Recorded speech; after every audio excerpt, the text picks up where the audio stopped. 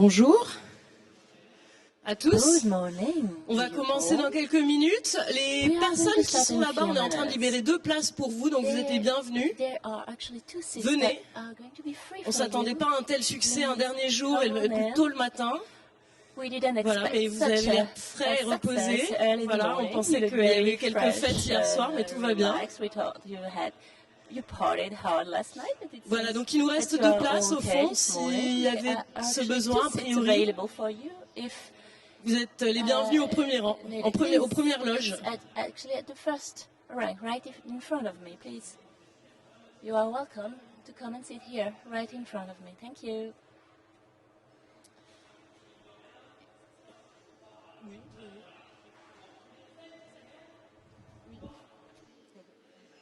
Ah oui, il l'a rendu.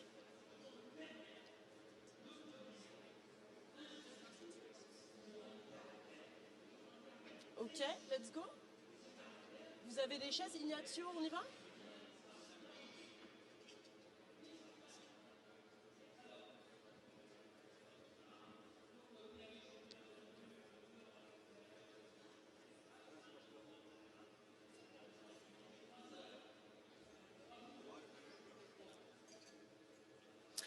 Donc je vais passer quelques instants pour commencer la parole à Ignacio de ProChili qui va vous expliquer un petit peu l'organisation et après on va entrer dans le détail de cette Carménère puisqu'elle n'est pas masculine mais féminine contrairement à ce qui est inscrit sur mon polycopier, c'était un piège pour voir si vous étiez bien réveillés ce matin.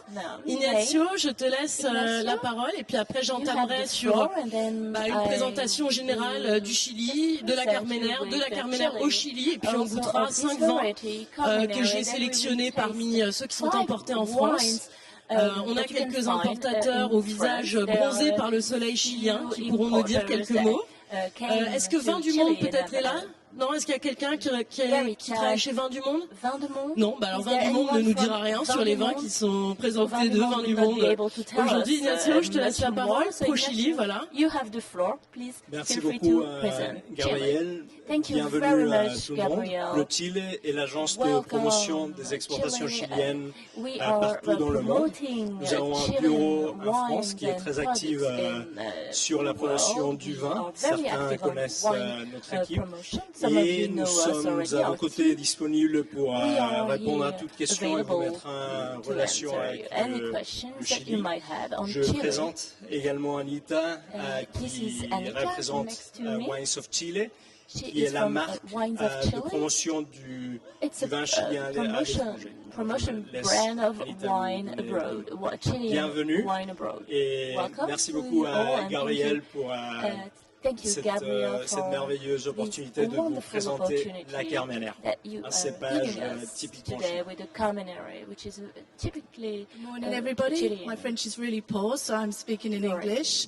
I'm Anita Jackson, and I'm from Wines of Chile. Wines of Chile is the organisation who promotes Chilean wine internationally. We deal with a lot of wineries. We do all aspects, trade, buyers, to the consumer. And obviously to yourselves and with the education.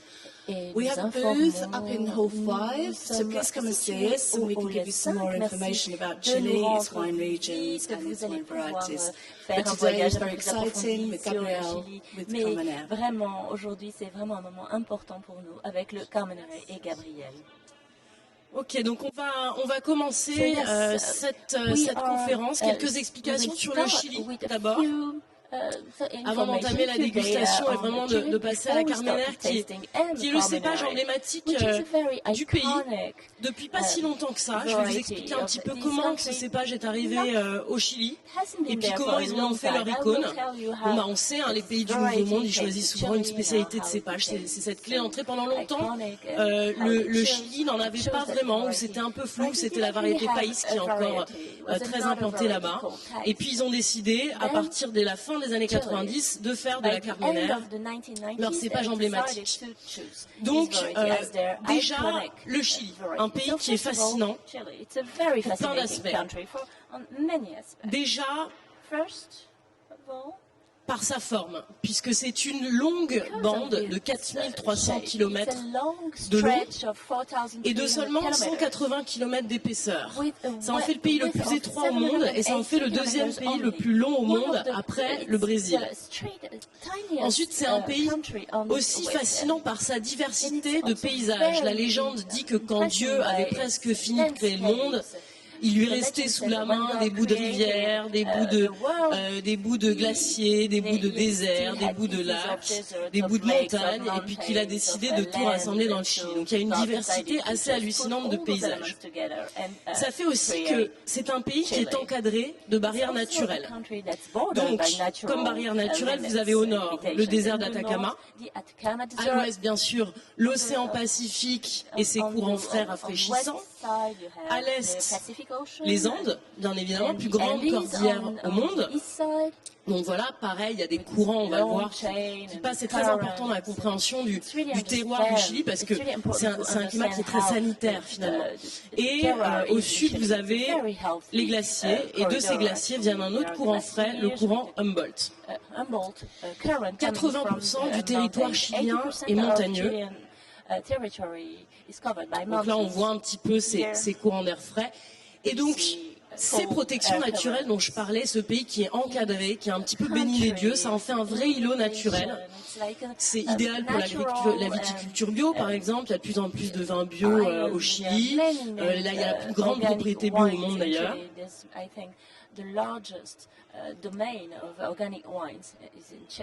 Donc là, on voit un petit peu ces mouvements. Humboldt, très important pour rafraîchir, c'est aussi, donc ces contre-courants frais, ça fait qu'il va y avoir une amplitude thermique qui est très importante au Chili, qui peut atteindre 20 degrés. Donc, on va le voir, il y a plusieurs zones, il y a plusieurs dénominations. C'est assez complexe finalement, puisque c'est une succession de vallées, de sous-vallées, de sous-sous-sous-vallées. Et dans les sous-sous-sous-vallées, vous avez d'autres sous-zones. Donc, on ne va pas entrer dans les micro-détails, mais en tout cas, c'est malgré tout assez complexe à comprendre. Et je trouve que d'expliquer sa géographie, ça permet de le comprendre un peu mieux. Donc là, on voit aussi courant frais qui vient de l'océan, courant qui remonte Humboldt, justement, et courant frais qui descend des montagnes. Ça permet à la fois d'assainir, comme je l'ai dit, et à la fois de rafraîchir un climat qui est particulièrement chaud. En même temps, on va y venir tout à l'heure, la Carmenère, ça adore la chaleur. Plus particulièrement, plus que la chaleur, ça aime l'ensoleillement. En ce qui concerne les dénominations chiliennes, donc c'est un système de dénomination qui est fixé en 1994 avec 6 régions, 17 sous-vallées et 8 sous-vallées. Donc par exemple, nous on va partir avec la Carmenère principalement dans la vallée centrale, puisque c'est là où la production de Carmenère est plutôt centralisée justement. Donc on prend par exemple Central Valley, ensuite Rappel Valley, ensuite Colchagua Valley. On verra, je vais vous montrer plusieurs cartes pour comprendre parce que effectivement, c'est un autre pays avec une configuration particulière. En addition à ce système de dénomination d'origine, finalement, qui va du nord au sud, avec cette succession de vallées, vous allez avoir une autre classification qui va être d'ouest en est, et qui finalement va indiquer un petit peu les tendances atmosphériques de la zone. Est-ce que c'est une zone côtière? Est-ce que c'est une zone montagneuse? Est-ce que c'est une entre-cordillère? Donc ça, c'est une autre classification. On va les voir. Dans les différentes vallées que je vais vous montrer, il y aura cette dénomination supplémentaire. Bon, nous, ce sera principalement entre cordillères, une fois de plus, puisque c'est là le climat idéal pour la Carmenère. Donc Costa, entre Cordilleras, désolé pour l'accent, et Andes. Donc Andes, la côte, les cordillères. Entre cordillères, bien sûr, c'est là où la viticulture était concentrée dans la vallée centrale. C'est une bande de terre encadrée, bien sûr, comme on l'a dit, par les Andes et par l'océan, avec un fort rayonnement solaire. Et c'est ça qui est particulièrement intéressant pour la Carmenère.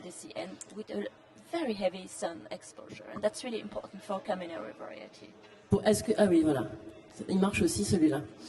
Venons-en à la Carmenère et à son histoire. Donc on l'appelle Carmenère, on la féminise, et cette féminisation du cépage, c'est historique, on ne sait pas trop d'où ça vient. J'aimerais vous parler de ces configurations qui sont plutôt féminines. Peut-être que je préférais l'autre micro. Parce qu'il y a justement une configuration qui est féminine en fait sur la Carmenère, comme je vais vous l'expliquer. Mais ça, on ne pouvait pas vraiment le voir à l'époque, cette petite différence qui fait que c'est peut-être plus une femme qu'un homme dans son identité. C'est un cépage qui est originaire du Médoc à la base. Donc au Chili, il faut savoir qu'il y a une grande diversité en ce qui concerne l'utilisation des cépages. 63 différents cépages sont recensés par l'Organisation internationale du vin. Et pendant longtemps, à l'époque pré-phylloxérique, la Carmenère était l'ambassadeur du Médoc. Enfin, l'ambassadrice du Médoc, avec d'autres cépages, notamment le Malbec. Ils étaient dominants. Et puis après, avec le phylloxéra, ils se sont perdus. Une des configurations de la Carmenère, c'est qu'elle est très sensible. Elle est capricieuse, elle est difficile. Elle a du tempérament. Le Chili, en faisant son cépage emblématique, a fait le choix du goût, mais clairement pas de la facilité. Ce qui n'est pas forcément le cas des cépages principaux du Nouveau Monde. Donc, des origines du Médoc, première mention en 1783 comme variété principale, où on dit déjà qu'il produit peu, mais bon, petit rendement, surtout sur des sols pauvres. On va voir sur les différents sols chiliens, c'est pas un cépage très rentable non plus, mais vous avez beaucoup d'espace, donc c'est une bonne nouvelle. Ensuite, l'étymologie de son nom fait référence à la couleur de sa robe, le carmin. Son héritage généalogique, c'est un croisement entre le Cabernet Franc et un ancien cépage de Gironde qui s'appelle le Gros Cabernet, qui n'est plus planté aujourd'hui. Et en fait, cet héritage généalogique, et par jeu généalogique, il serait le fruit d'une certaine consanguinité, puisqu'il serait à la fois fille et arrière-petit-fille du Cabernet Franc. Donc il y a un parentage, ça fait aussi ce parentage avec le Cabernet Franc, ça fait qu'il est lié au Merlot et au Cabernet Sauvignon, c'est pour ça qu'on les confond parfois, j'y reviendrai tout à l'heure. Donc comment ensuite la Carmenère arrive-t-elle au Chili, plus précisément? La vigne, elle arrive au Chili au XVIe siècle, avec les conquistadors, les colons espagnols, et effectivement, ils implantent un cépage qui est encore bien répandu au Chili, qui s'appelle le país. Cépage espagnol, principalement destiné au vin de culte et pour évangéliser le peuple. L'arrivée de la Carmenère au Chili ne se fait qu'au XIXe siècle. Au XIXe siècle, qu'est-ce qui se passe au Chili? Une junte est constituée pour demander justement l'indépendance face à l'Espagne du pays.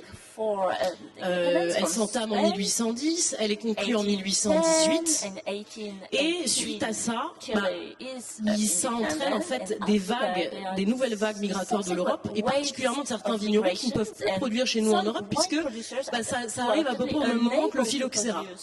Ne pouvant plus produire chez eux, et là on en aura dans la dégustation des domaines historiques qui se sont construits comme ça, puisque effectivement, ne pouvant plus produire dans différentes zones, ils venaient au Chili, notamment, pas seulement au Chili d'ailleurs. Donc ça c'est une première chose. Ça arrive avec certains vignerons, viennent avec leur cépage. Ensuite, cette fracture avec l'Espagne finalement, ça mène à son rejet et à son dénigrement. Et ça, c'est ce qu'on appelle le paradigme français, puisque ça se fait en faveur de la France. Il y avait l'aristocratie chilienne de l'époque, qui était celle de la mine, puisque le Chili est le premier producteur, notamment de cuivre. Et cette aristocratie nouvellement créée chilienne allait en France, voyageait en France, et il y avait une sorte de fascination déjà pour la culture, pour la gastronomie, pour l'art, et pour le vin aussi, pour la mode, et pour le vin aussi. Donc ça encourage, à cette époque-là, ça encourage aussi un plan d'importation de variétés européennes qui est entamé en 1830. C'est aussi à cette même époque qu'on voit l'avènement, la création des grandes propriétés chiliennes, on les appelle les 4 Big. Donc Concha y Toro, alors nous on voit ça avec nos yeux français de Lilliputien, mais Concha y Toro c'est 9000 hectares quand même. Errázuriz, 1600 hectares. Il y a aussi San Pedro bien sûr, Santa Rita, voilà. Donc ça, c'est à cette même époque. Pareil, on goûtera tout à l'heure certains domaines issus de ce moment-là. Ensuite, qu'est-ce qui se passe au XXe siècle? Eh bien, il y a les guerres, il y a la crise économique, ça freine cet élan pour le vin, et puis surtout, Surtout en 73, il y a le coup d'État. Il y a le coup d'État au Chili. Le général Augusto Pinochet qui prend le pouvoir au président en place, Salvatore Allende. Le Chili reste sous règne militaire jusqu'en 1990. Le retour de la démocratie dans les années 90 encourage l'ouverture des marchés. Et puis ça crée aussi un pôle qui est très attractif pour les capitaux étrangers. C'est pour ça qu'il y a pas mal d'Européens, de Français notamment, qui ont investi au Chili. Un petit peu pour des raisons, même si c'est pas les mêmes problématiques, mais un petit peu pour des raisons similaires qu'en Argentine. Voilà, il y a eu une baisse, une dévaluation de la monnaie, ça a entraîné des capitaux étrangers. Ça fait qu'il y a pas mal de propriétés aussi qui sont du moins entièrement ou partiellement détenues par des Européens. On va peut-être commencer, messieurs, comme ça on prend. Je sais que vous êtes très rapides, mais on prend de l'avance sur le service, comme ça. Voilà, ça aérons un peu dans vos verres, même si je vais venir aux caractéristiques un peu plus organoleptiques de la Carmenère pendant que ces messieurs font le service. Alors, il y a quelque chose de très très drôle, c'est que du moment où il arrive au Chili, donc au 19e siècle, jusqu'en 1994, on n'identifie pas comme Carmenère. On pense que c'est du Merlot. Donc pendant 150 ans, on se trompe de cépage, par manque de connaissances en pélographie finalement. Donc, alors que finalement, ils n'ont pas grand-chose à voir. En 94, il y a un ampélographe que j'ai mis sur la photo, Jean-Michel Boursicot, qui dit bah non, c'est pas possible, regardez, il y a des anomalies, des fleurs, elles sont tordues. Les pistils sont tordus, il y a des filaments qui sont courbés, c'est pas du Merlot. Et on lui donne raison par l'analyse généalogique, on se dit bah oui, effectivement c'était de la Carmenère. Bon, quand même de confondre un cépage pendant 150 ans, et puis le Chili se réveille et se dit bah c'est super, on a ce cépage qui est original, qui est presque plus utilisé en France, et qui est finalement notre cépage signature parce qu'il est bien planté, et puis bah il se plaît bien chez nous a priori, même si on l'a confondu, on va en faire notre cépage phare. Alors au début, ça fait un petit peu grincer des dents, parce qu'effectivement, la Carmenère, le Merlot chilien, a trouvé un marché notamment d'export aux États-Unis. Et donc en fait, il y a quelques exportateurs là-bas qui se disent pourquoi est-ce qu'on se priverait de cette terminologie, tout ça parce qu'on vient de se rendre compte que c'était pas le bon cépage. Mais finalement, c'est quand même adopté. Voilà, donc ça c'est quelque chose d'assez drôle, d'assez rare aussi. Et depuis 98, effectivement, c'est le cépage phare du pays, même si ce n'est pas le cépage le plus planté du pays. Pas encore. Voici un petit peu. Alors, pour une raison que j'ignore, ce n'est pas forcément dans l'ordre. Il y a quelques anomalies du tableau, donc ne vous dites pas c'est les premiers, les deuxièmes. Voilà, il faut regarder les noms qui correspondent, mais en tout cas, c'est le troisième cépage rouge le plus planté et le cinquième cépage le plus planté du pays. Loin derrière quand même le Cabernet Sauvignon.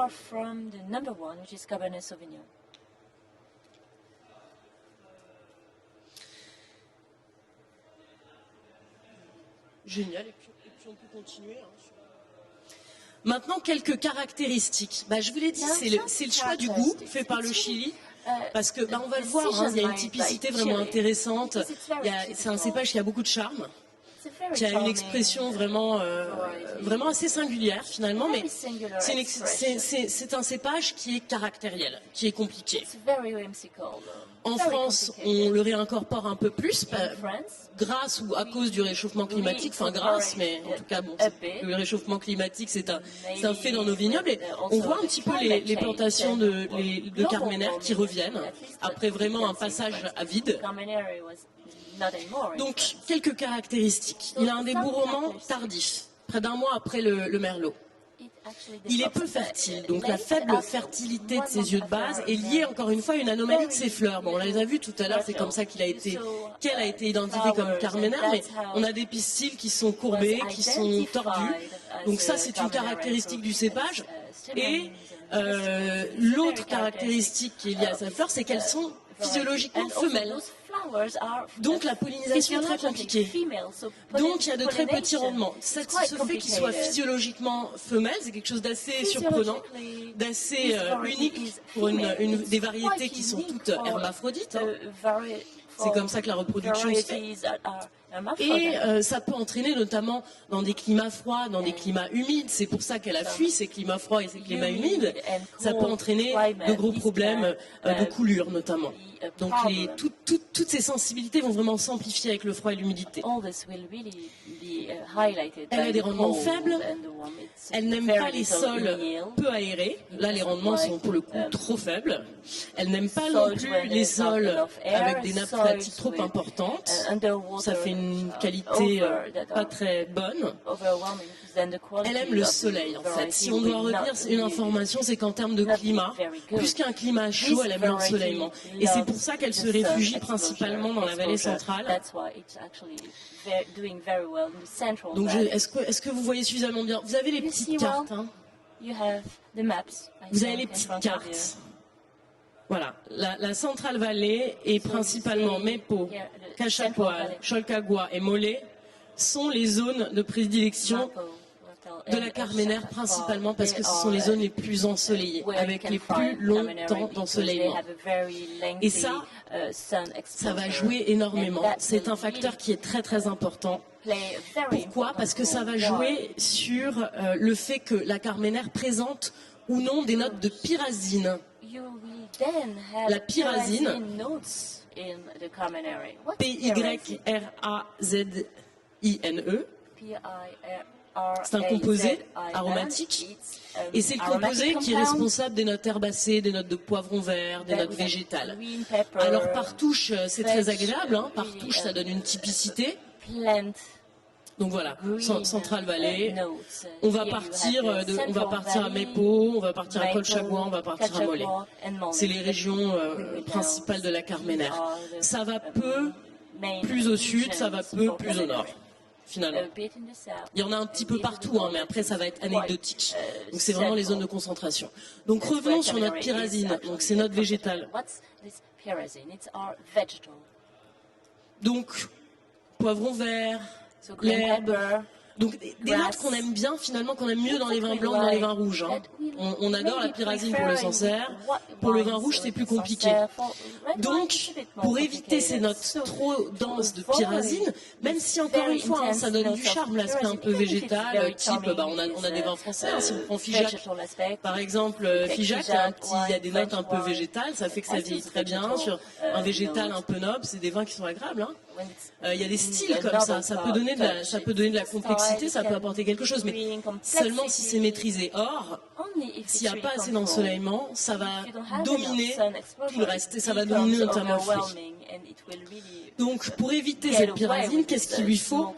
Alors, il y a des courbes, hein, bien sûr, qui vont être liées de présence de pyrazine, qui vont être liées à la maturité du raisin, mais dans une certaine mesure. C'est-à-dire que c'est pas parce qu'on fait des vendanges tardives que la pyrazine va être absente. La pyrazine va vraiment être liée à l'ensoleillement que va subir la Carménère. Donc c'est moins un problème de maturation que de soleil. Profil aromatique, maintenant, on va le voir, hein, on va avoir plein de vins très différents. Je les ai choisis pour leurs différences. On va commencer par celui que j'estime être le plus léger, on va dire. C'est un cépage qui, quand il est bien maîtrisé, est d'une grande typicité, d'une grande finesse, de beaucoup de charme. On va partir ensemble dans plusieurs vallées en voyage, hein, dans plusieurs, à défaut d'y aller vraiment comme Gaëtan qui est là devant moi, qui est qui est l'importateur de plusieurs propriétés, qui est de South Worldwide. Qui a eu la chance de faire un voyage récemment. On va partir fictivement et par la dégustation et par l'essence dans différentes vallées.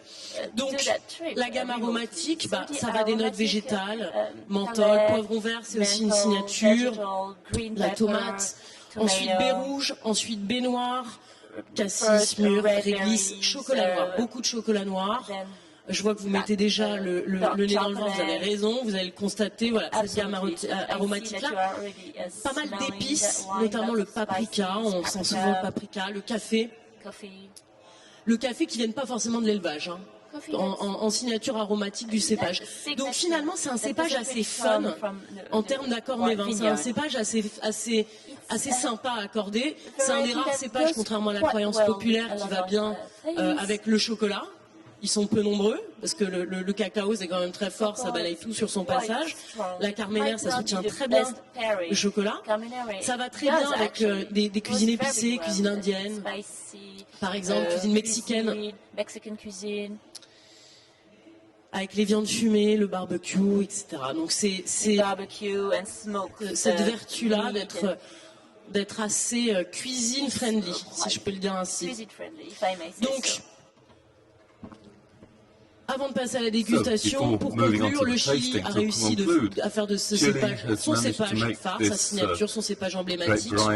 Malgré sa fragilité, sa relative difficulté, il se plaît bien au Chili.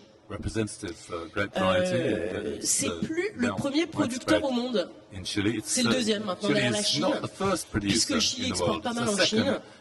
Effectivement, les Chinois étaient habitués à ce cépage-là, ça leur plaît beaucoup, et donc maintenant la Chine s'est mise à planter intensivement de la Carmenère aussi, puisque le consommateur chinois est habitué justement à ce type de vin. Et on a donc le premier producteur aujourd'hui qui est la Chine, suivi du Chili bien sûr, et suivi ensuite de l'Italie. Donc nous commençons notre dégustation, sachant que dans le carnet, vous le verrez, on a un piège. On a un piège puisque le deuxième vin, on ne goûtera pas. Puisqu'on ne goûtera que 5 vins, pour des raisons de timing, on ne goûtera pas Herraduriz. Alors j'ai choisi Herraduriz, donc le numéro 2 sur le carnet était très proche, presque jumeau, avec le vin qu'on goûte effectivement, des Martino. Donc j'ai décidé d'en éliminer, si je puis dire, un des deux. Les deux sont bien, mais ils étaient proches, donc je voulais vous faire goûter quand même des vins avec des profils différents. Donc malheureusement, c'est Herraduriz, dont je dirai un petit mot quand même, qui saute. On fera une dégustation digitale avec des box superbes que j'animerai aussi, et là on aura en petits flacons livrés chez vous. Herraduriz, si ça vous intéresse de participer une nouvelle fois, vous pourrez, ou si vous connaissez des gens qui voulaient venir et qui n'ont pas pu, etc., on vous fera livrer le coffret chez vous et on fera cette dégustation en distanciel, puisque c'était la mode, hein. On est content de se voir en vrai, mais on garde quand même quelques solutions. Et on aura Herraduriz en plus. Donc on va commencer par J. Bouchon, dont nous avons l'extrême chance d'avoir l'importateur. Donc ça, c'est un domaine viticole du Chili. Et vous savez, tout à l'heure, je vous disais, il y a eu cette vague migratoire qui est venue de l'Europe, suite notamment à la vague de phylloxéra. Et bien là, c'est exactement ça. Il y a 150 ans, le jeune et aventureux français Émile Bouchon quitte son petit vignoble familial de Gironde pour partir à l'aventure au Chili. Et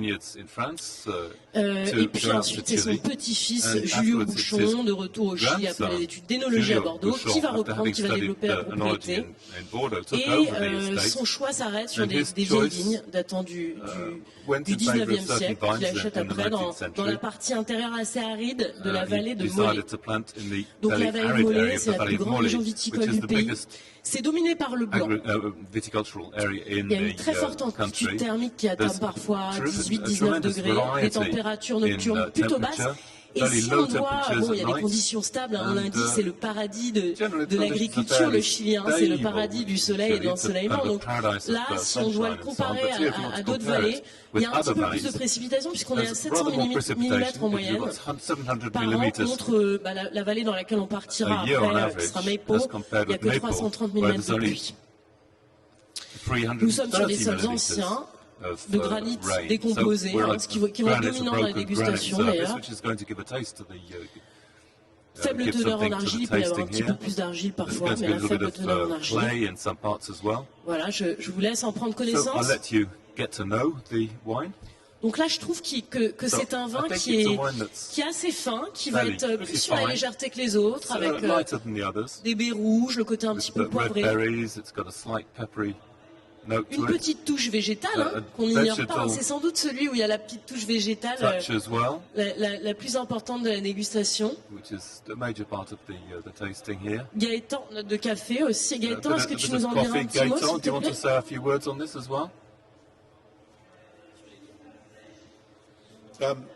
Bonjour à tout le monde.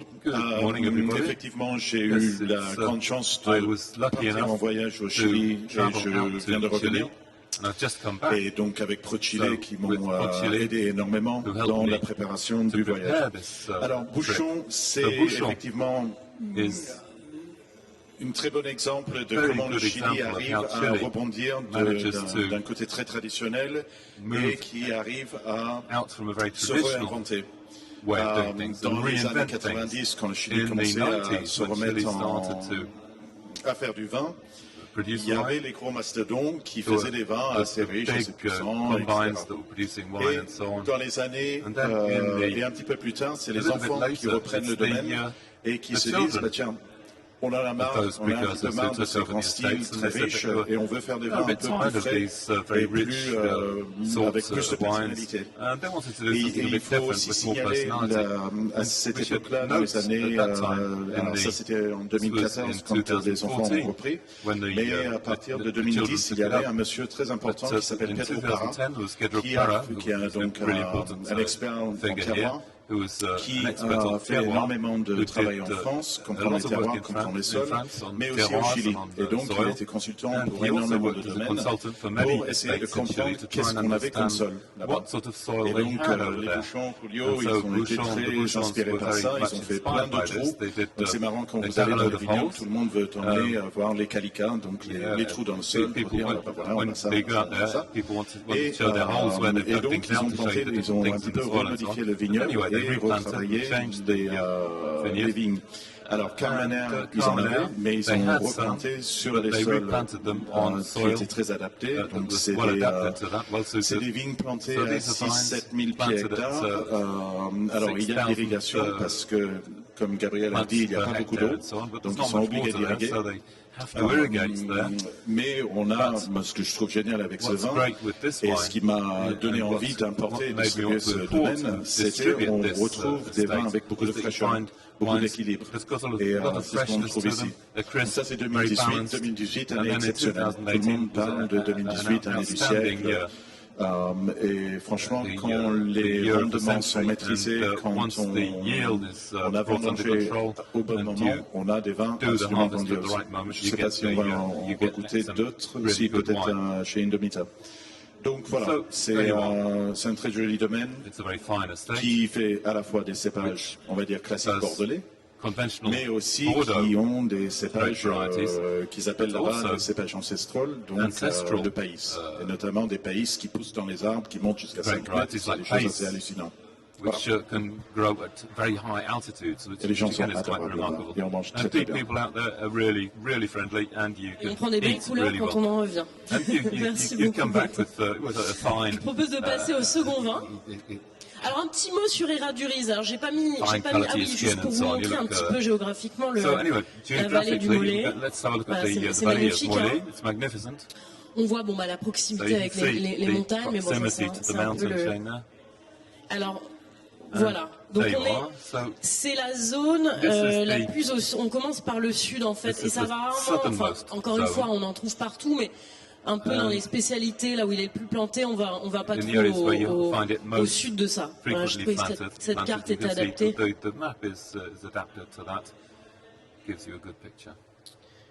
Voilà, donc là, on est effectivement dans l'entre-cordillère. Vous voyez cette dénomination d'est en ouest dont je vous parlais tout à l'heure, avec le costal, entre-cordillère, Andes. Voilà, là on est effectivement on est dedans. Quelques mots sur Errázuriz que vous avez dans votre petit carnet en deux, mais qu'on saute puisqu'on devait se limiter à 5 vins aujourd'hui. Même configuration qu'avant, donc émigré, qui vient avec sa famille, Maximiano Errázuriz, pionnier de cette viticulture chilienne il y a 150 ans, qui est entre les mains de son petit-fils Eduardo Chadwick.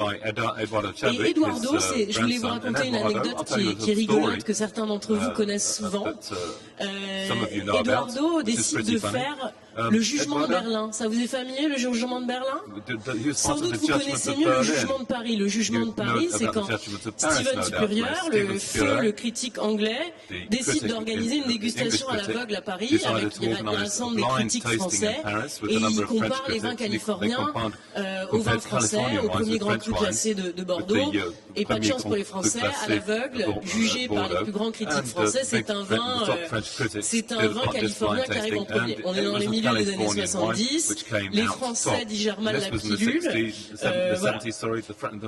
plusieurs décennies plus tard, Eduardo Chadwick, donc petit-fils du créateur des Razouris, qui est quand même la deuxième plus grande, enfin qui est une très grande propriété, un des Big Four, 1600 hectares quand même de vignes, décide de faire la même expérience en janvier 2004 au Ritz de Berlin. Et donc, il rassemble, pareil, des dégustateurs, des critiques, et puis, bon, il va comparer, alors là, il est moins inclusif, mais il va comparer ses vins au premier grand cru du Haut-Médoc. Alors, je vous dis le classement. J'ai noté 1, Vinet Chadwick 2000. Donc, son vin apparaît en premier. À l'aveugle, il est noté comme le meilleur. C'est un classement, bien sûr, progressif. 2, Sénat 2001, aussi un vin chilien. 3, donc, Château Lafite Rothschild 2000. 4, Château Margaux. 5, Sénat 2000, cette fois-ci. 6, Vinet Chadwick 2001. 7, Château Margaux. 8, Château Latour 2000. 9, Don Maximiano Founders Reserve 2001 et 10, Château Latour. Voilà, c'était pour la petite anecdote de cette dégustation à l'aveugle, effectivement, de comparaison vin du Chili, premier grand cru classé du Haut-Médoc. On passe à notre deuxième vin, donc troisième dans votre carnet.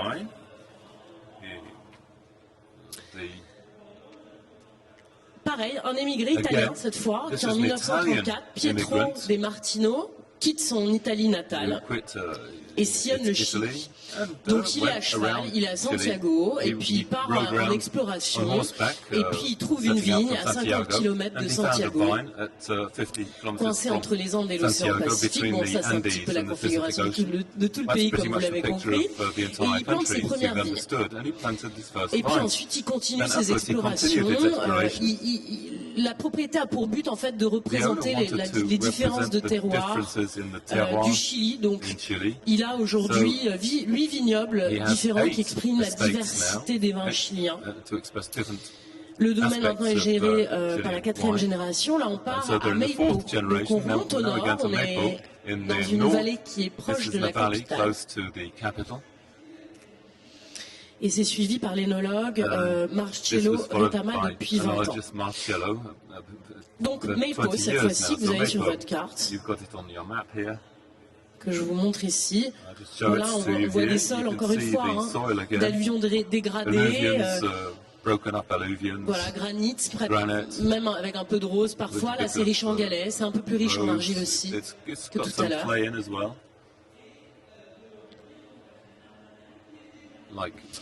Et donc en suivant le fleuve Maipo, on trouve cette région viticole qui est la plus ancienne du Chili, bien sûr, puisque, encore une fois, elle entoure la capitale.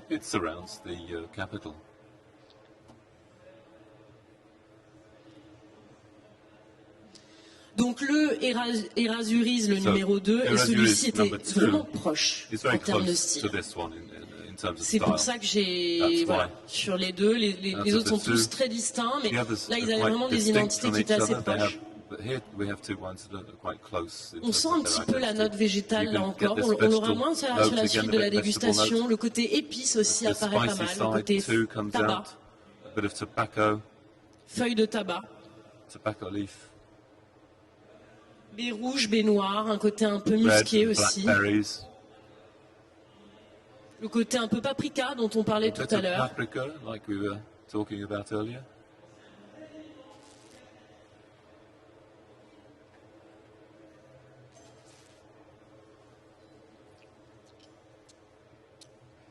2017 qui était un millésime assez solaire.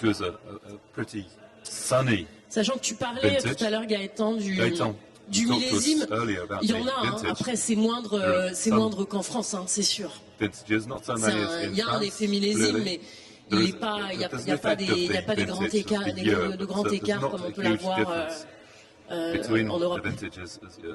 Il y a quand même une relative stabilité du climat, c'est aussi une chance, plus que jamais en ce moment.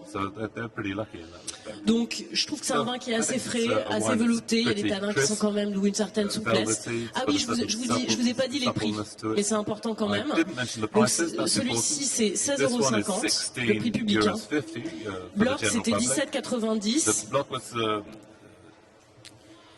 Et celui-ci, 16,50 €. Ça vous plaît? Quelqu'un veut commenter? Antoine. J'y connais pas grand-chose en vin chilien. Je trouve ça super bon. Il y a une belle longueur, une belle fraîcheur, des petites notes intéressantes. Ça change de la plupart des vins français auxquels je suis plus habitué. Quelqu'un d'autre, un petit avis? Vous voulez? Moi, j'aime beaucoup les tanins. Je les trouve très soyeux, très équilibrés, et puis une belle acidité, une belle structure derrière. Et je suis chilien, moi. Vous avez de la chance. Oui, il y a une texture de tanin un peu poudrée, c'est assez agréable. Pour être complètement transparente et honnête avec vous, même s'ils étaient assez proches, je l'ai préféré au Herraduriz. C'est pour ça que je l'ai choisi. On va passer à notre troisième vin. Donc voilà, mes pots. Encore une fois, dans l'entrecordillère.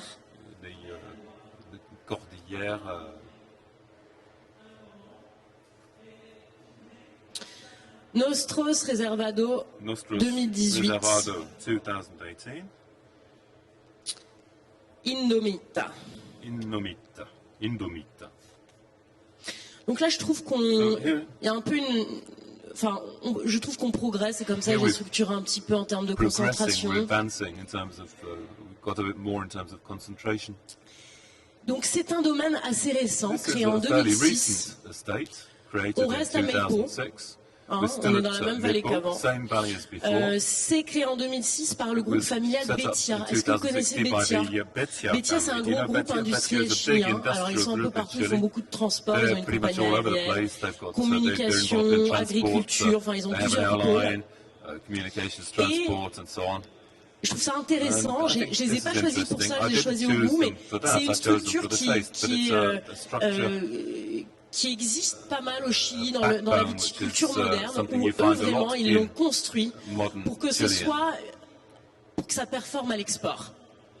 Donc il y avait cette vision que ça devienne centre énotouristique, ils avaient une vision vraiment du vin chilien à l'international. Ils exportent d'ailleurs dans 50 pays, ils font 27 millions de litres, ils ont été rachetés depuis par un groupe chinois.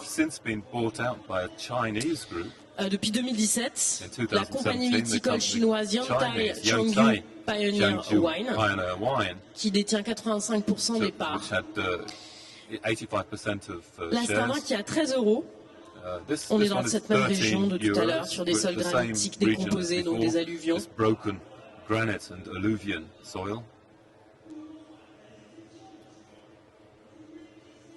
Et là, on entre sur une gamme aromatique un peu plus mûre.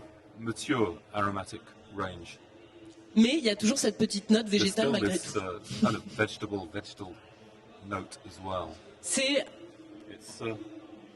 peut-être aussi, il y a le côté un peu plus café, un peu le boisé ressort un peu plus aussi. Mais il y a quand même la touche végétale.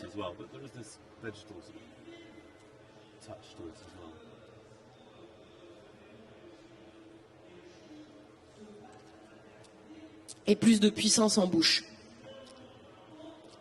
Vous avez bien sûr sur vos carnets les détails de vinification.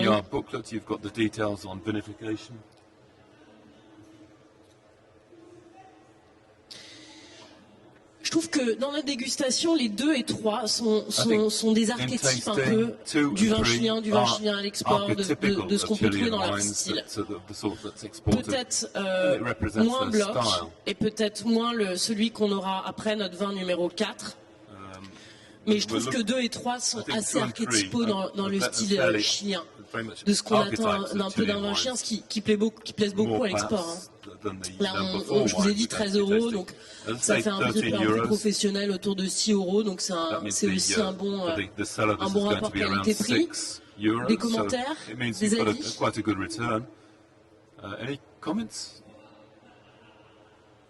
Plutôt une question sur comment vieillissent ces vins. Parce que les tanins sont déjà très fondus, mais il y a parfois un bon support d'acidité. Qu'est-ce que ça devient dans le temps? Ça dépend lesquels. Là, ils ont tous à peu près subi un petit élevage.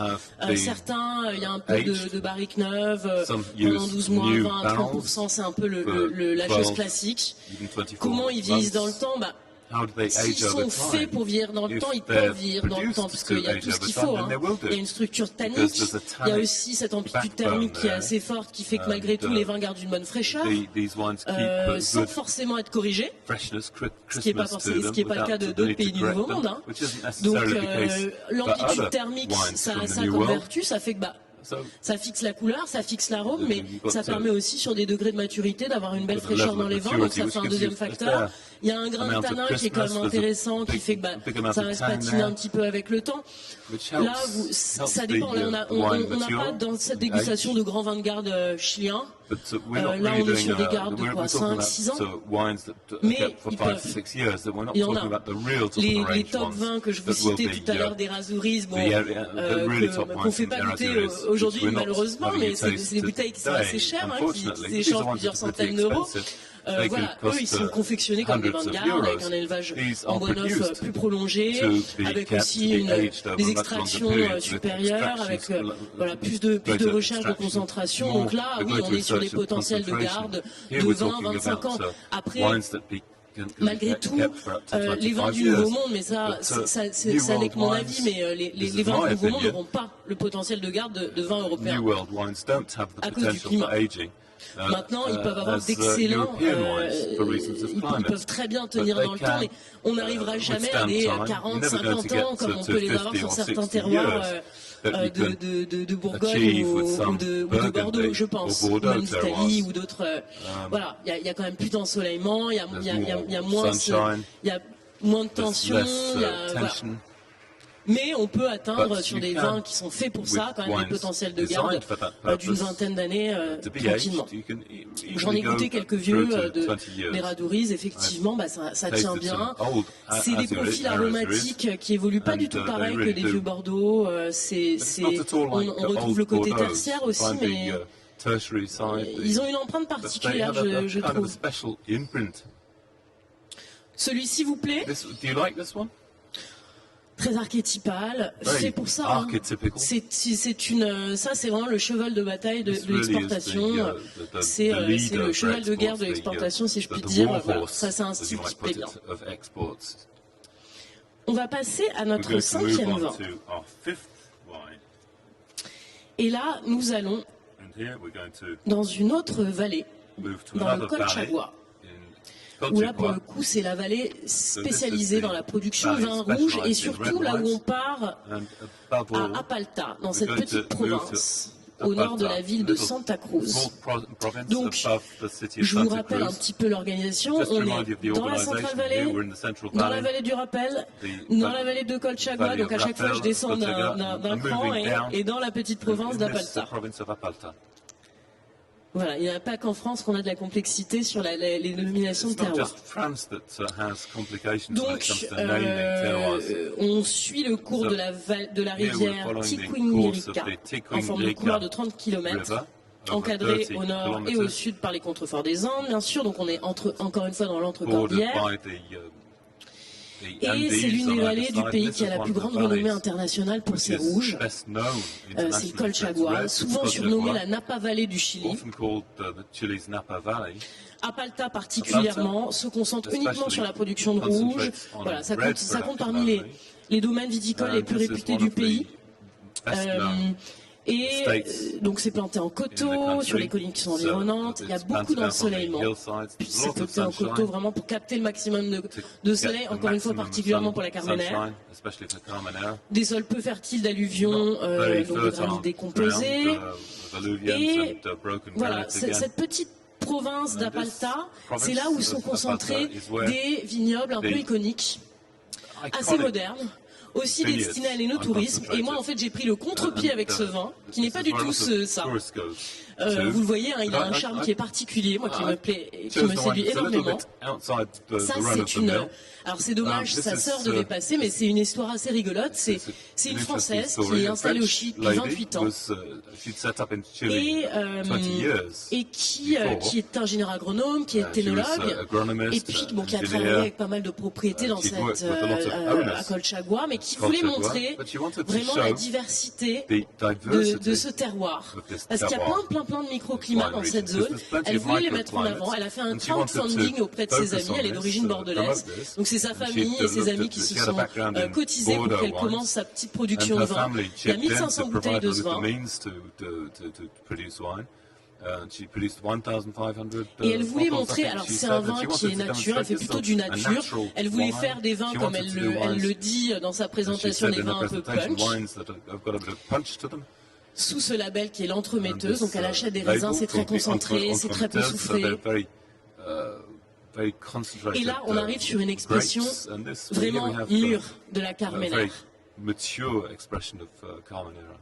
avec du chocolat, du cacao. Il y a peut-être des petites différences entre les bouteilles. Je vous dis, c'est le vin un peu nature de la dégustation. Ça commence à être très tendance au Chili d'ailleurs. La dernière conférence. Et donc là, on est sur vraiment un bol de cassis, mûr, sur une autre identité aromatique. Et on bouge un peu de girofle, le tabac. Et on bouge quelque chose de très velouté, assez dense. Voilà, ça avec du chocolat, par exemple, c'est magnifique.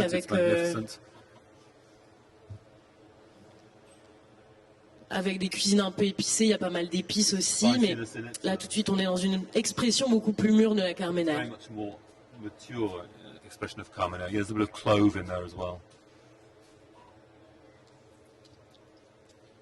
Et en même temps, cette belle fraîcheur, on a quand même de la longueur.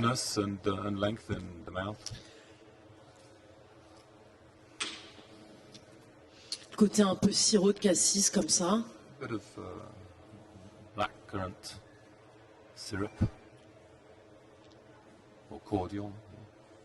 Ça vous plaît? Voilà, c'est un peu différent de ce qu'on a goûté avant, je trouve. C'est moins archétypal chilien. Là, je ne sais pas où on le mettrait à l'aveugle. Vous avez eu d'un petit mot, ça vous plaît? J'ai trouvé très intéressant celui-là, particulièrement pour les notes chocolatées. C'est généreux, le fruit bien prononcé sur un fruit confit un petit peu.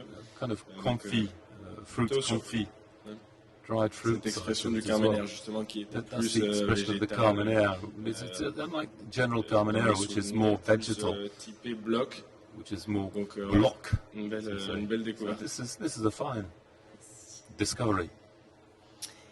Et on va passer maintenant, on reste dans la même vallée, spécialiste du vin rouge. Donc voilà, pareil, je vous ai mis des petites photos, c'est très joli. On voit que c'est plus collinaire. Hein.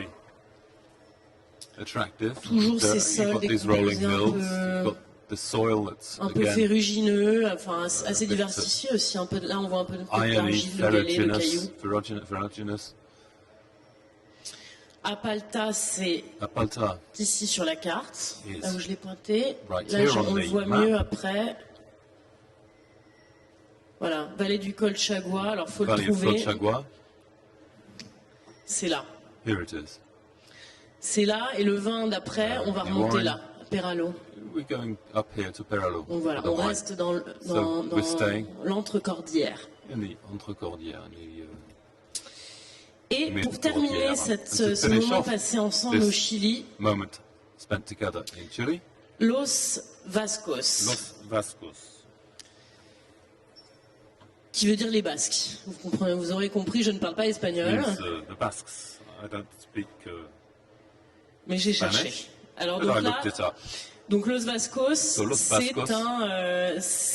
C'est un investissement français qui arrive, je vous en ai parlé tout à l'heure avec un petit peu quand la démographie, la démographie non, mais la démocratie oui, la démocratie revient dans le pays après le coup d'État, effectivement, ça attire les capitaux étrangers, les domaines barons de Rothschild côté Lafite, ceux qui sont dirigés par Éric de Rothschild, acquièrent Vinas Los Vascos, qui est une vigne qui est un des domaines vraiment anciens, qui date de 1750 de Colchagua encore. Et pourquoi est-ce que ça s'appelle les Basques? Parce que, encore une fois, c'était des émigrés basques qui étaient partis de France suite à l'épisode de Phylloxéra pour implanter des vignes à Colchagua. Donc, c'était de la famille Etchenique qui avait créé cette propriété reprise par Domaine Baron de Rothschild en 1988. On est sur un terroir argilo-sableux. Il y a aussi une arène de granit. Alors eux, ils font surtout du Cabernet Sauvignon. Très majoritairement, ils n'ont que 5% de Carmenère. Là, je l'ai décidé, j'ai pris le parti de vous les présenter purs pour que vraiment on puisse mesurer l'expression du cépage. Mais c'est beaucoup utilisé en assemblage. Au Chili, c'est tous les assemblages de grands vins chiliens, vous allez toujours avoir un peu de Carmenère. Pas forcément dominant, on l'a vu, le Cabernet Sauvignon est bien plus planté. Les 3,5 sont plus plantés que la Carmenère. Mais effectivement, c'est quand même... là, je trouvais ça quand même mieux d'avoir 100%. Pour qu'on voit bien ce que c'est. Alors là, en termes d'élevage, on est sûr. C'est noté, bien sûr, le petit carnet, mais voilà, ça c'est un élevage un peu classique sur la dégustation, 20% d'élevage en fût neuf pendant 1 an. Et non 50% comme c'est mis sur le petit carnet. C'est pour ça que je l'ai précisé, parce que j'ai vérifié. Donc là, c'est un autre style aussi. C'est un style un peu plus français, si je puis dire ainsi. On s'est fait par des Français, avec des Chiliens bien sûr, mais là je trouve qu'on retrouve une identité, une attitude un peu plus française sur ce vin-là.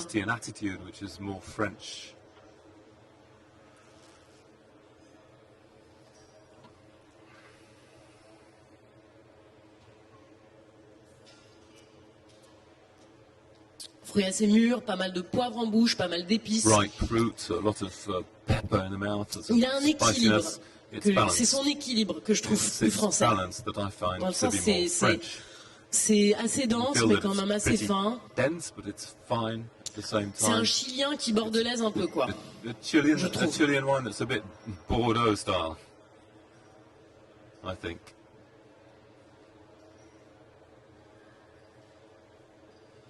Mais bon, voilà, beaucoup de soyeux. Aussi, je ne vous ai pas donné le prix, c'est 19,90 €. Donc, je trouve que c'est un excellent rapport qualité-prix.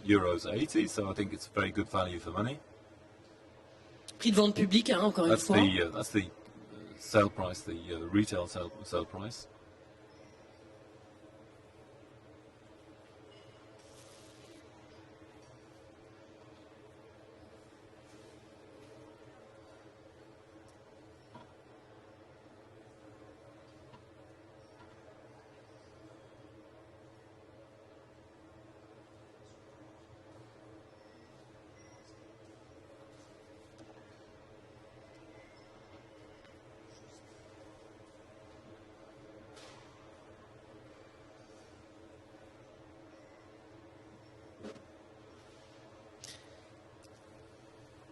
Sur le vin d'avant, sur l'entremetteuse, c'était 2018. Il y avait aussi une petite coquille dans le carnet.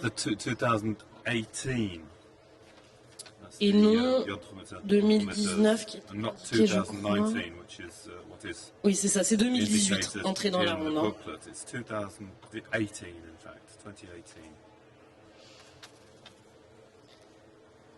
Bon, on fait vous voulez qu'on fasse un petit test, voir lequel vous avez préféré? Peut-être à main levée, mais après, quand on fait ces tests-là, personne lève la main, donc c'est très frustrant. Si vous vouliez bien jouer ce petit jeu, alors qui a préféré Block Series? Le 1. Monsieur, c'est tout? Le 2, le Martino? 2 personnes, 3 personnes, 4 personnes. Qui dit mieux? Voilà. Any further offers? Nostros. Nostros. Gros succès pour Nostros. 1, 2, 3, 4, 5, 6, 7, 8, 9, 10. 10. L'entremetteuse. L'entremetteuse. 1, 2, 1, 2, 3, 4, 5, 6, 7, 8, 9, 10, 11, 12, 13, 14, 15, 16, 17, 18, 19, 20, 21, 22, 23. Bah, victoire écrasante de l'entremetteuse. Et pour quand même lui laisser une petite chance, Losascos, le dernier, 1, 2, 3, 4, 5, 6, 7, 8. Donc si on faisait un classement par vos ordres de préférence, ce serait l'entremetteuse 1, Losascos 2, Nostros, De Martino et Bloch. Je vous remercie beaucoup pour votre attention, je vous remercie pour votre présence, je vous souhaite un bon salon et puis je vous dis à tous à bientôt. N'hésitez pas à contacter Prochili si vous voulez participer à nouveau ou si vous avez des collaborateurs qui souhaiteraient participer à notre dégustation qu'on fera en distanciel, la même que celle-ci. Avec 6 vins et non 5 cette fois-ci, parce qu'on était limité par les conditions, par le timing qui passe et sans doute les gens qui vont nous pousser dehors qui seront là après. Vous avez des questions, oui madame?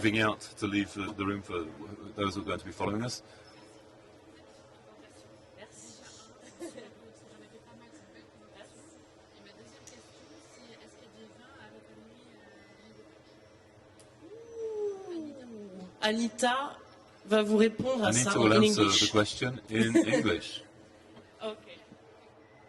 Okay, hi. I really wanted to thank you for a great presentation, and I wanted to know if there were vineyards Rapa Nui, Easter Island. De l'île de Pâques, en fait. C'est une excellente question. Les vignobles sur l'île de Pâques, Rapa Nui. Thank you, and that's a very good question. Merci, c'est une excellente question. Up until now, there's been no vineyards on Rapa Nui in Easter Island, but a very good friend of mine, an ex-colleague who used to work at Wines of Chile, moved to Easter Island 4 years ago, and he's just started planting. And he's taken mainly aromatic whites. So he's planting Chasselas, great varieties. And he's also working with an ex-winemaker from Miguel Torres, Fernando Almeida. So it's watch this space for Easter Island. Alors voilà, cela reste à suivre sur ce vin peut-être bientôt produit sur l'île de Pâques. D'autres questions? On est bon? Ça y est, la Carmenère est adoptée? On vous remercie beaucoup pour votre présence. À bientôt, bonne visite, bonne dégustation. À très vite, merci. Have great tastings and see you very soon. Thank you very much.